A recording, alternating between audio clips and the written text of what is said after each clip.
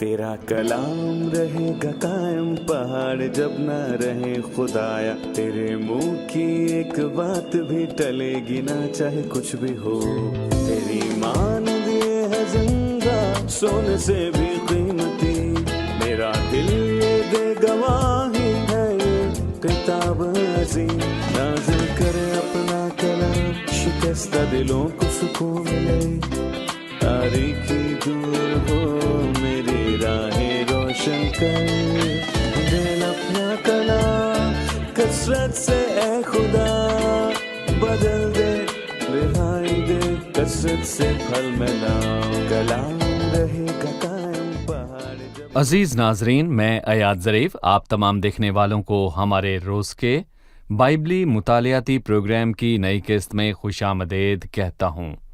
ابھی ہم حزقیل کی کتاب کا مطالعہ کر رہے ہیں جو کہ پرانے عہد نامے کے انبیاء اکبر کی کتابوں میں سے ایک ہے، اور آج کی قسط میں ہم 19ویں اور 20ویں باب کا مطالعہ کریں گے۔ سو عزیزو، اپنی بائبل مقدس کھولیے، نوٹ بک نکالیے اور آج کے مطالعے میں ہمارے ساتھ شریک ہو جائیں، اور اگر آپ کا آج کی قسط کے تعلق سے کوئی سوال ہو تو ہمیں ضرور لکھیں، ہم اس کا جواب آپ کو ضرور دیں گے۔ آج کے پروگرام کا آغاز کرنے سے پہلے میں اسٹوڈیو میں آئے خدا کے خادم کا خیر مقدم کروں گا۔ خوش آمدید بھائی یوسف۔ شکریہ بھائی۔ اور ہمارے دیگر مہمانوں کو بھی خوش آمدید۔ ناظرین، ہم ایک چھوٹے سے وقفے کے بعد مطالعے کا باقاعدہ آغاز کریں گے۔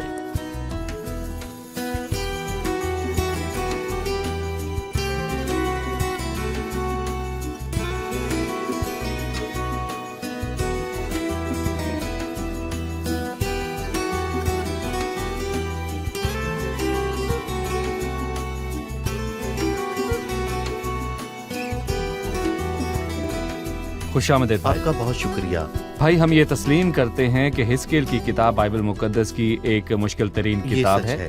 ہم خود کو کچھ نہیں سمجھتے، جب ہم ان حصوں کی وضاحت کرتے ہیں تو خدا کا روح ہم میں سے ہو کر بولتا ہے۔ ہم اس کتاب میں خدا کے مقاصد کو جاننے کی کوشش کر رہے ہیں، اور ہم 19ویں اور 20ویں باب تک پہنچ گئے ہیں، اس لیے مہربانی سے دونوں ابواب کے لیے عنوان تجویز کیجیے۔ 19ویں باب کے لیے اسرائیل کے عمرہ کا نوحہ، اور خدا نے 18ویں باب کے اختتام پر کہا تھا، کیونکہ خدا فرماتا ہے کہ مجھے مرنے والے کی موت سے شادمانی نہیں، اسی لیے باز آؤ اور زندہ رہو۔ اور یہاں وہ اعلان کرتا ہے کہ اسرائیل کے عمرہ پر نوحہ کر، یعنی کہ خدا اپنے چند بادشاہوں سے خوش نہیں تھا جنہوں نے خداوند اپنے خدا کو غصہ دلایا، اور یوں وہ خود پر اور اپنے شہر پر اور اپنے لوگوں پر عدالت کو لے آئے۔ اسی لیے 19ویں باب میں وہ اس پر بات کرتا ہے کہ اسرائیل کے عمرہ پر نوحہ کر، اور 20ویں باب میں وہ ہمیں اسرائیل کی کہانی کے بارے میں بتاتا ہے جب انہوں نے مصر میں بغاوت کی تھی، اور جب پہلی نسل بیابان میں آ گئی تو وہ بیابان میں رہے، اور پھر اس کے بعد دوسری نسل پیدا ہوئی جو پہلی نسل سے بہتر نہیں تھی، اور اس کے بعد آخر میں وہ ہمیں عدالت اور برکت کے بارے میں واضح طور پر بتاتا ہے۔ اس لیے تمام ابواب میں سے وہ باب جو اسرائیل کی بحالی کے بارے میں بتاتا ہے وہ 20ویں باب کا آخری حصہ ہے۔ اس لیے 19واں باب اسرائیل کے عمرہ پر نوحہ، اور پھر 20واں باب اس قوم کی دغا کی تاریخ کے بارے میں بتاتا ہے، وہ ان پر خداوند کی عدالت اور آخر میں برکت کے وعدے اور بحالی کے بارے میں بتاتا ہے۔ جی ہاں بھائی یوسف، اسرائیل کے عمرہ پر نوحہ کے بارے میں بات کرتے ہوئے وہ 19ویں باب میں کہتا ہے، اب تو اسرائیل کے عمرہ پر نوحہ کر اور کہہ، تیری ماں کون تھی؟ ایک شیرنی جو شیروں کے درمیان لیٹی تھی، اور جوان شیروں کے درمیان اس نے اپنے بچوں کو پالا، اور اس نے اپنے بچوں میں سے ایک کو پالا تو وہ جوان شیر ہوا اور شکار کرنا سیکھ گیا، اور آدمیوں کو نگلنے لگا، اور قوموں کے درمیان اس کا چرچا ہوا، تو وہ ان کے گڑھے میں پکڑا گیا، اور وہ اسے زنجیروں سے جکڑ کر زمین مصر میں لائے۔ اور جب شیرنی نے دیکھا کہ اس نے بے فائدہ انتظار کیا اور اس کی امید جاتی رہی، اس نے اپنے بچوں میں سے دوسرے کو لیا، اسے پال کر جوان شیر کیا، اور وہ شیروں کے درمیان سیر کرتا پھرا، اور جوان شیر ہوا اور شکار کرنا سیکھ گیا، اور آدمیوں کو نگلنے لگا، اور اس نے ان کے قصروں کو برباد کیا اور ان کے شہروں کو ویران کیا، اور اس کی گرج سے ملک اجڑ گیا اور اس کی آبادی نہ رہی۔ تب بہت سی قومیں تمام ممالک سے اس کی گھات میں بیٹھیں، اور انہوں نے اس پر اپنا جال پھیلایا۔ وہ ان کے گڑھے میں پکڑا گیا، اور انہوں نے اسے زنجیروں سے جکڑ کر پنجرے میں ڈالا، اور شاہ بابل کے پاس لے آئے. انہوں نے اسے قلعے میں بند کیا تاکہ اس کی آواز اسرائیل کے پہاڑوں پر پھر سنی نہ جائے. بھائی یوسف، ان الفاظ کے کیا معنی ہے؟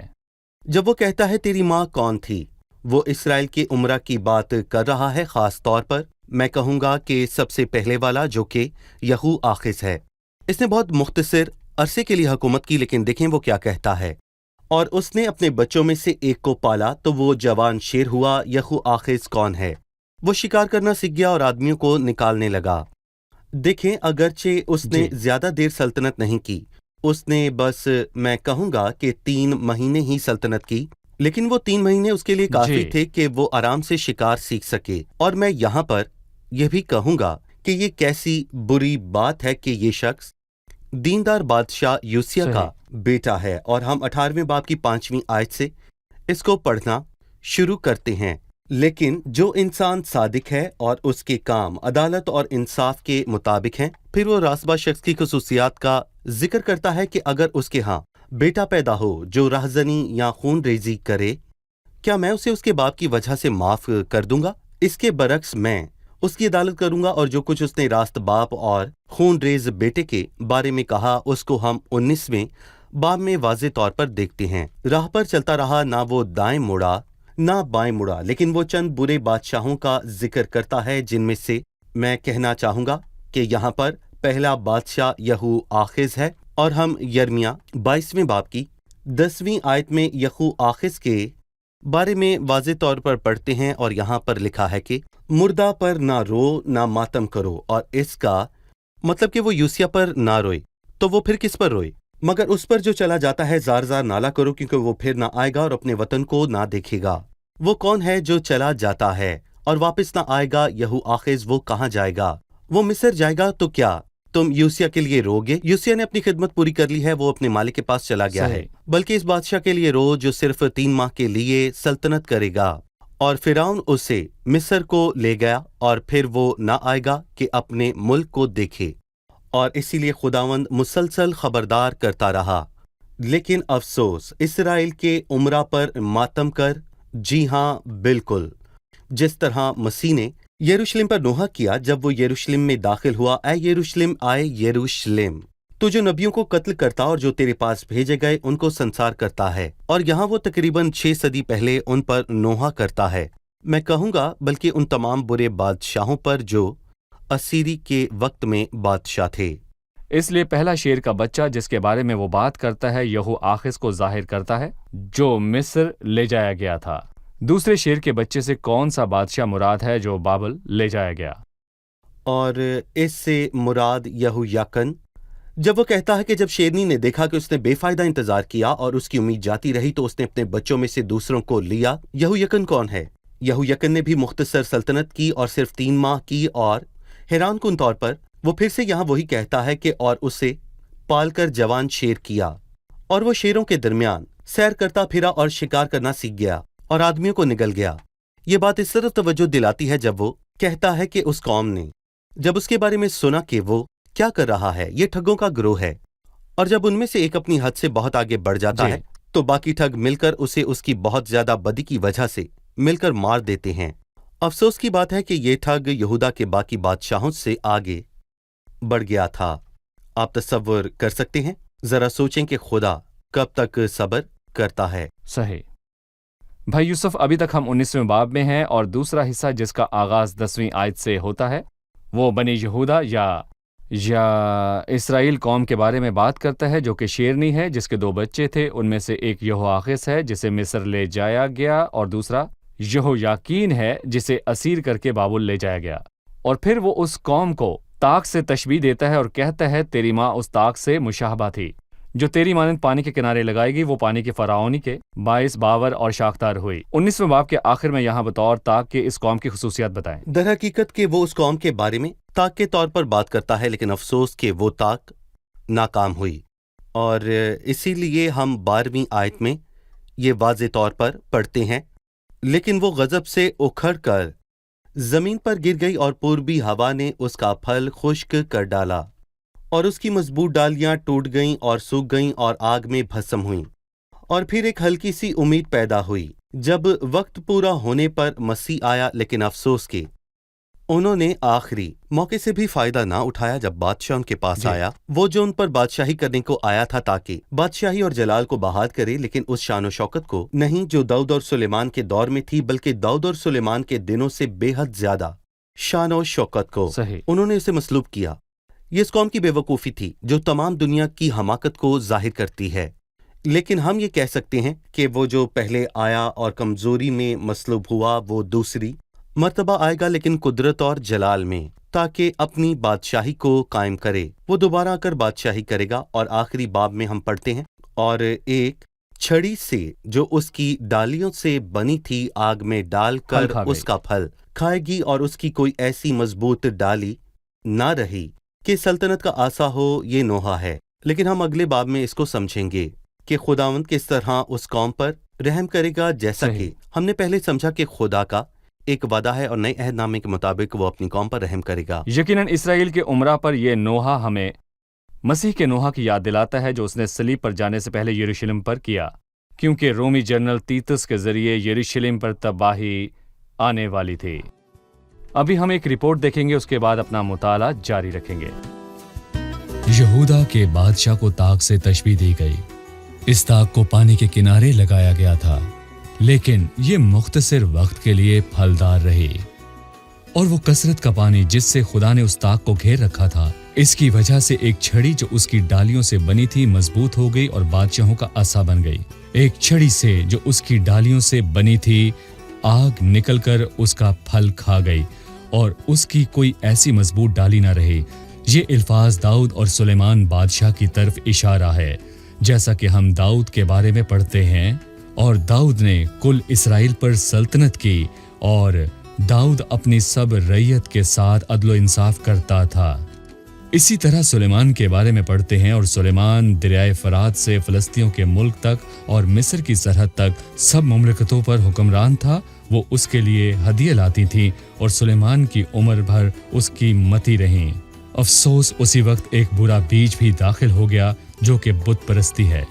اگرچہ خدا نے ان کی بہت عرصے تک برداشت کی، لیکن یہ بت پرستی تھی جو ان پر خدا کی عدالت کی وجہ بن گئی۔ بھائی ایاز 20ویں باب کی پہلی آیت اور 7ویں برس کے 5ویں مہینے کی 10ویں تاریخ کو حزقیل تاریخ کا تفصیل سے ذکر کیوں کرتا ہے؟ ہم جاننا چاہیں گے کہ وہ اس تفصیل سے کیا بتانا چاہتا ہے۔ بھائی یوسف، بائبل مقدس کی کتابوں میں اس طرح کی تاریخی تفصیلات کی کیا اہمیت ہے؟ در حقیقت بائبل کے الہامی ہونے کے سب سے اہم ترین ثبوت یہ ہے کہ آپ ان تاریخی واقعات اور حوالہ جات کو کسی بھی صورت پر غلط نہیں دیکھتے، جبکہ بہت سی دیگر کتابوں میں کافی تاریخی غلطیاں ہیں، اور میں کہوں گا کہ نہ صرف یہ، بلکہ میں کہوں گا کہ اس تاریخی کتاب یعنی کہ بائبل مقدس میں ایسے تاریخی حصے ہیں جو بائبل مقدس کے علاوہ آپ کو کہیں اور نہیں مل سکتے۔ صحیح۔ مثلاً طوفان نوح سے پہلے کی تاریخ اس میں لکھی ہے، یا بابل کے برج پر زبانوں میں اختلاف سے پہلے آپ انسانوں کی لکھی کتاب میں بے فائدہ معلومات تلاش کرتے رہتے ہیں، لیکن اس کتاب میں آپ بہت سے صفحات دیکھ سکتے ہیں جو کہ بھلا دیے گئے ہیں۔ اور یہاں پر میں یہ بھی کہوں گا کہ بابل ایک تاریخی حوالہ ہے، اور اس سے ہم بہت کچھ سیکھتے ہیں، اور پھر جیسا کہ کسی نے خوب کہا ہے کہ تاریخ خدا کی کہانی ہے، اسی لیے ہم تاریخ میں مسیح کی کہانی کو دیکھتے ہیں، اور تاریخ ہمیں واضح طور پر بتاتی ہے کہ مسیح کا ایک مقصد ہے اور ایک واضح ہدف ہے۔ اور ہم نے اس کتاب میں پہیوں کو دیکھا جو کہ سیدھے جا رہے ہیں اور وہ مسلسل حرکت میں ہیں، ایک مقصد کی طرف جا رہی ہیں، اور تاریخ کا بھی ایک ہی مقصد ہے کہ یہ ہمیں مسیح تک لے آئے۔ شکریہ بھائی یوسف۔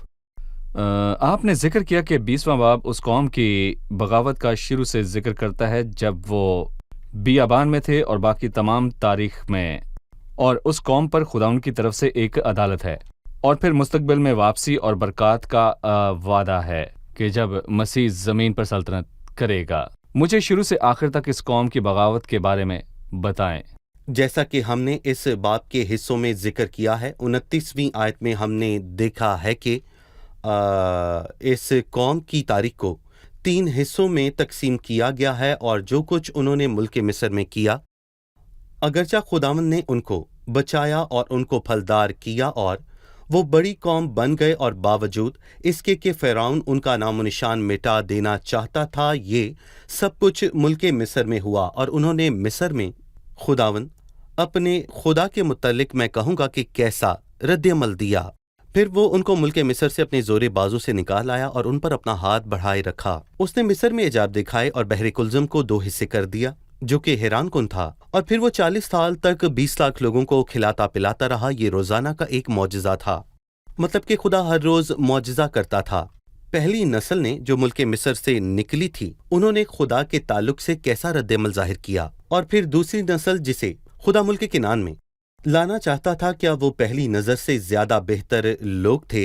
इसी बात को पहला हिस्सा वाज़े करता है, और 20वें बाब की पहली आयत से लेकर बाब की आखिर तक यानी 29वीं आयत तक ये 3 हिस्से बनते हैं। 5वीं आयत से मुल्के मिस्र में लोगों की हालत। जी। मैं एक जुमले का खुलासा करना चाहूंगा जिसका जिक्र हमने 8वीं आयत में किया, और मिस्र के बुतों को ना छोड़। जी। हमें याद है कि जब वो मुल्के मिस्र से निकल आए और सीना के बियाबान में पहुंचे, और मूसा पहाड़ पर गया और उन्होंने हारून से कहा, उठ हमारे लिए देवता बना दे जो हमारे आगे आगे चले, क्योंकि हम नहीं जानते कि इस मर्दे मूसा को जो हमको मुल्के मिस्र से निकाल कर लाया क्या हो गया। उन्होंने बछड़ा बनाया जो उन्होंने मिस्र में देखा था, और कहा, ऐ इस्राएल, ये तेरा वो देवता है जो तुझको मुल्के मिस्र से निकाल लाया। आप खुदा को दूसरे खुदाओं से कैसे जोड़ सकते हैं जिसने मिस्र के खुदाओं पर अदालत को जाहिर किया? क्या तुमने कुछ सीखा? इंसानी दिल की हमाकत। जी हाँ, बिल्कुल। और फिर दूसरे हिस्से में 10वीं आयत से लेकर 17वीं आयत तक, क्या पहली नस्ल का जी। दिल खुदा के लिए दुरुस्त था? और 18वीं आयत से 26वीं आयत तक दूसरी नस्ल, फिर 27वीं आयत से 29वीं आयत तक वादे की सरजमीन तक, और फिर दर हकीकत इन तीनों मराहिल ही में उन्होंने बगावत की। मिसाल के तौर पर जैसा कि हम 27वीं आयत में वाज़े तौर पर पढ़ते हैं कि जब मैं उनको उस मुल्क में लाया जिसकी मैंने उनको देने की कसम खाई थी, तो उन्होंने जिस ऊंचे पहाड़ और जिस जी। घने दरख्त को ज़िबा किया और वहीं अपनी गजबनाक नज़र को गुजराना और वहीं अपनी खुशबू जलाई और अपने तपावन तापे। इंसानी दिल किस कदर बुरा है, ये सच में बहुत बुरा है। ठीक है, मतलब पहले करंथियों 10वें बाब में उन लोगों के बारे में लिखा है जो मिस्र से निकल आए थे, मगर उनमें अक्सरों से खुदा राजी न हुआ। वो बियाबान में थे। चुनाचा वो सब बियाबान में ही ढेर हो गए। कज़ाक की किताब हमें उन लोगों के बारे में बताती है जो उस मुल्क में आए थे। हर एक शख्स जो उसकी नज़र में अच्छा मालूम होता था वही करता था। ये बागी होने का पहला मरहला है, यानी वादे के मुल्क में आने के बाद भी। लेकिन एक अदालत है। भाई यूसुफ, उस बागी कौम पर खुदावंद की अदालत की खुसूसियत के बारे में बताएं। जब आप 20वीं आयत पढ़ना शुरू करते हैं तो खुदावंद यूं फरमाता है कि क्या तुम भी अपने बाप दादा की तरह नापाक होते हो और उनके नफरत अंगेज कामों की मानंद तुम भी बदकारी करते हो? और फिर अदालत आई। खुदा फरमाता है, मुझे अपनी हयात की कसम, मुझसे कुछ दरियाफ्त ना कर सकोगे, और वो जो तुम्हारे जी में आता है हरगिज वकू में ना आएगा, क्योंकि तुम सोचते हो कि तुम भी दीगर अक़वाम और कबाइल आलम की मानंद पत्थर और लकड़ी की परस्तिश करोगे। नहीं, तुम दूसरी अक़वाम की मानंद नहीं होगे, क्योंकि खुदावंद ने तुमको चुना है कि तुम उसके लोग हो। और खुदावंद फरमाता है कि मुझे अपनी हयात की कसम, मैं जोर आवर हाथ से और बुलंद बाजू से कहर नाजिल करके तुम पर सल्तनत करूंगा, और मैं जोरावर हाथ और बुलंद बाजू से कहर नाजिल करके तुमको कौमों में से निकाल लाऊंगा और उन मुल्कों में से जिनमें तुम परगंदा हुए फिर जमा करूंगा। लेकिन बुराई के बावजूद बरकत का वादा है। और 38वीं आयत के इख्तिताम के साथ ये शानदार तौर पर वाज़ेह है कि खुदावंद इस्राएल के 10 कबीलों को जमा करेगा और बियाबान में उनकी अदालत करेगा, बिल्कुल जिस तरह उनके बाप दादा के साथ जब वो मिस्र से निकले थे। और दोहरे निताइज होंगे, रास्तबाज दाखिल होंगे, और मसीह उन पर बादशाही करेगा और बदकारों की अदालत की जाएगी। और यही नहीं, बल्कि वो उस जलाली मुल्क में दाखिल भी ना होंगे। इसलिए वो उस कौम के बागीपन और अदालत के बारे में बताता है। लेकिन आखिरी वक्त के लिए बड़ी मुसीबत के बाद एक वादा है जब खुदावंद उस कौम को बहाल करेगा, खास तौर पर 10 कबीलों को। ठीक है, आइए मेहमान से उनका सवाल जानें। ये बात हम जानते हैं कि खुदा के कवानीन और हुक्म अच्छे हैं और ये हमेशा के लिए हैं, और जो भी खुदावंद के हुक्मों के मुताबिक अमल करेगा वो जिंदगी पाएगा। इसलिए वो 25वीं आयत में कहता है, सो मैंने उनको बुरे आइन और ऐसे अहकाम दिए जिनसे वो जिंदा न रहें। भाई यूसुफ, 25वीं आयत में इसका क्या मतलब है? उनको बुरे आइन और ऐसे हकाम दिए जिनसे वो जिंदा ना रहें। بہت سے لوگ یہاں پر کچھ غلط سوچتے ہیں کہ احکام سے مراد یہاں پر شریعت ہے، لیکن یہ بات بالکل درست نہیں ہے۔ 20ویں آیت میں لکھا ہے کہ اس لیے کہ وہ میرے احکام پر عمل نہ کرتے تھے بلکہ میرے آئین کو رد کرتے اور میرے سبتوں کو ناپاک کرتے تھے، اور ان کی آنکھیں ان کے باپ دادا کے بتوں پر تھیں، جس کے نتیجے میں نے ان کو وہ آئین دیے جو برے تھے، جب تک کہ تم بت پرستی اور ناپاکی کو پسند کرو گے اور غیر قوموں کی طرح چلاؤ گے اور بالکل پھر وہ چاہو گے۔ صحیح۔ اور یہ بات ہمیں اعمال کے 7ویں باب کی 39ویں آیت میں نظر آتی ہے جو موسیٰ کے بارے میں ہے، اور یہ بات ہمیں استفنس کی کہی ہوئی بات یاد دلاتی ہے۔ لکھا ہے، اسی کو زندہ کلام ملا تاکہ ہم تک پہنچا دے، مگر ہمارے باپ دادا نے اس کے فرما بردار ہونا نہ چاہا بلکہ اس کو ہٹا دیا اور ان کے دل مصر کی طرف مائل ہوئے۔ پس خدا نے منہ موڑ کر ان کو چھوڑ دیا تاکہ آسمانی فوج کو پوچھے، کیا تم بت پرستی کی عبادت پسند کرتے ہو؟ یہ عدالت کے حوالے کیا جانا جی، تھا۔ عدالت کے حوالے کر دیا گیا۔ اس نے ان کی مراد تو پوری کر دی پر ان کی جان کو سکھا دیا۔ جی بھائی کیا یوسف۔ تم غیر اقوام کے ناپاک بتوں کی پیروی کرنا چاہتے ہو؟ جو کچھ تم لینا چاہتے ہو لو، لیکن یقیناً یہ خدا صحیح۔ کے آئین نہیں ہیں، کیونکہ خدا کے آئین راست ہیں اور خداوند کی شریعت کامل شریعت ہے۔ جی ہاں۔ شکریہ۔ اب ہم اپنے مہمانوں سے ایک اور سوال جانیں گے۔ 37ویں آیت، اور میں تم کو چھڑی کے نیچے سے گزاروں گا اور عہد کے بند میں لاؤں گا۔ چھڑی کے نیچے سے گزارنے کا کیا مطلب ہے؟ بھائی یوسف، کیا یہ تربیت کی چھڑی ہے یا کسی اور قسم کی چھڑی ہے؟ یہ آیت قدیم اسرائیل کے چرواہوں کی تصویر پیش کرتی ہے کہ وہ کیا کرتے تھے، اور شاید وہ اب بھی ایسا ہی کرتے ہیں۔ اس طریقے سے ایک چرواہا اس بات کو یقینی بناتا ہے کہ اس کی بھیڑ کھو نہ جائے۔ وہ گلے کے دروازے پر کھڑا ہوتا ہے اور ایک ایک کر کے اپنی بھیڑوں کی گنتی کرتا رہتا ہے، اور ایک ایک کر کے چھڑی کے نیچے سے گزارتا ہے، اور چھڑی کے نیچے سے گزارنے کا مطلب ہے کہ میری کوئی بھی بھیڑ ہلاک نہیں ہوگی، نہ کھوئے گی۔ ایک خوبصورت آیت ہے جو کافی عرصہ پہلے ہم گایا کرتے تھے کہ وہ میرا نام جانتا ہے، میں کبھی نہیں کھوؤں گا۔ وہ صرف میرا نمبر نہیں جانتا بلکہ وہ میرا نام بھی جانتا ہے، اسی لیے میں ان کو چھڑی کے نیچے سے گزاروں گا، اور اس لیے اس کا مطلب ہے کہ وہ راست باز داخل ہوں گے، اور میں تمہیں ابدی عہد میں لاؤں گا۔ یقیناً یہ عہد نیا عہد ہوگا جو کہ خداوند کلیسیا کے آسمان پر اٹھائے جانے کے بعد ان کے ساتھ کرے گا، بڑی مصیبت کے وقت اسرائیل کے لوگوں سے، لیکن ان کو چھڑی کے نیچے سے گزارے گا۔ اور میں یہاں پر یہ کہوں گا، یہ وہ مکاشفہ ہے جو داؤد کو زبور 23 میں ملا، اور لکھا ہے، تیرا آسا اور تیری لاٹھی سے مجھے تسلی ہے۔ اور چرواہا اپنے آسا سے اپنے دشمنوں کو ختم کرتا ہے، مثال کے طور پر بھیڑیوں کو۔ اور میں یہ بھی کہوں گا کہ آسا ہمیشہ تربیت کے لیے استعمال ہوتا ہے، چرواہا اسے اپنی عزیز بھیڑوں کے لیے استعمال کرتا ہے تاکہ نرمی سے واپس لائے یا پھر ان کی گنتی کرے، تاکہ یقینی بنائے کہ کوئی بھیڑ کھو تو نہیں گئی۔ یہ بات حوصلہ کن ہے کہ چرواہا ہم میں سے ہر ایک کے نام سے واقف ہے اور ہم کبھی نہیں کھوئیں گے، اور میں انہیں ہمیشہ کی زندگی بخشتا ہوں اور وہ کبھی ہلاک نہ ہوں گی۔ شکریہ بھائی یوسف۔ اب ہم مہمانوں سے ان کی رائے جانیں گے۔ جی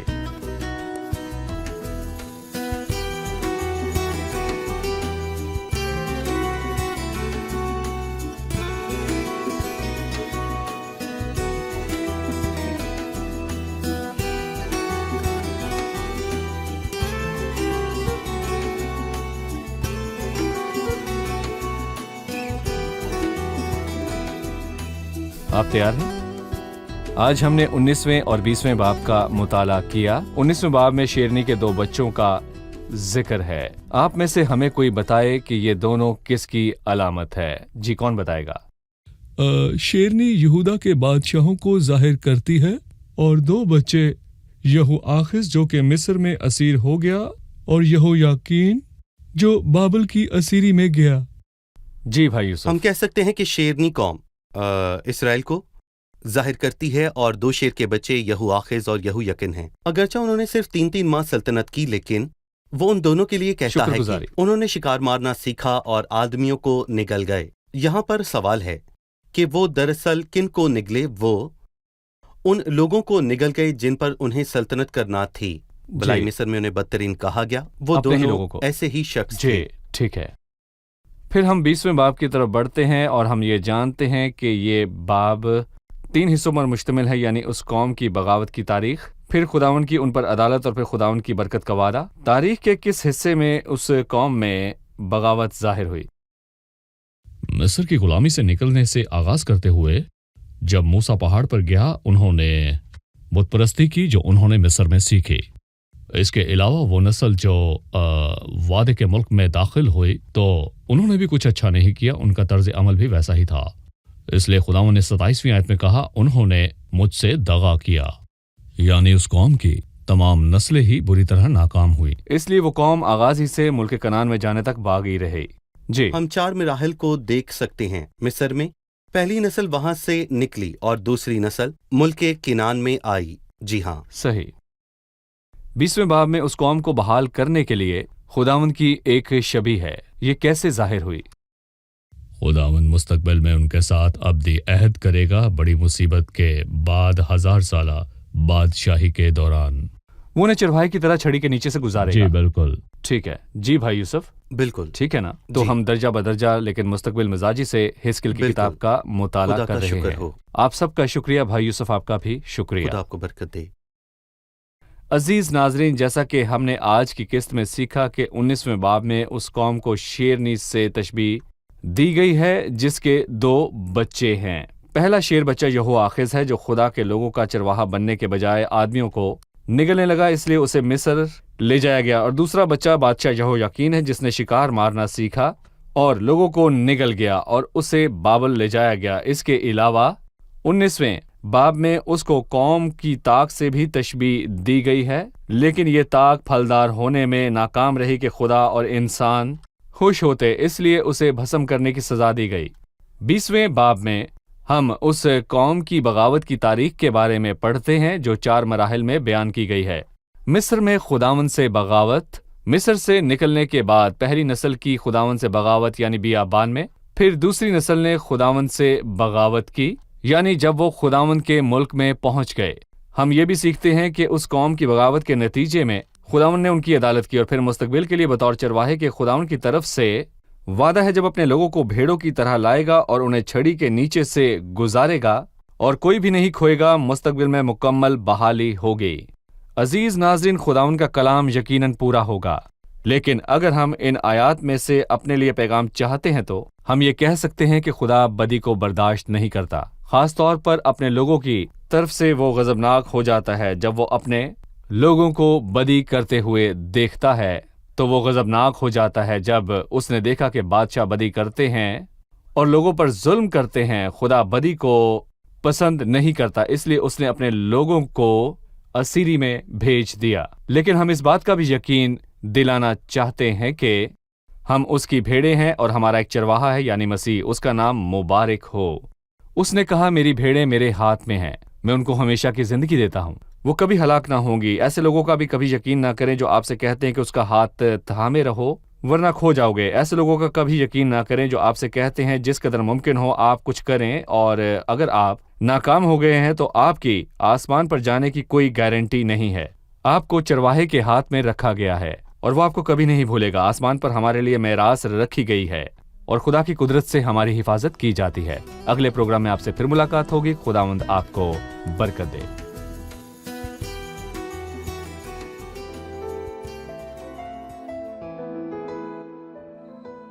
तेरा कलाम रहेगा कायम पहाड़ जब ना रहे खुदाया, तेरे मुंह की एक बात भी टलेगी ना चाहे कुछ भी हो। तेरी मान दिए है जिंदा सोने से भी कीमती, मेरा दिल ये दे गवाही है ये किताब अज़ीम। नाज़िल करे अपना कलाम, शिकस्ता दिलों को सुकून मिले, तारीकी दूर हो मेरी राहें रोशन कर। दिल अपना कलाम कसरत से ए खुदा बदल दे, रिहाई दे कसरत से फल में लाओ। कलाम रहेगा कायम पहाड़ जब ना रहे खुदाया, तेरे मुंह की एक बात भी टलेगी ना चाहे कुछ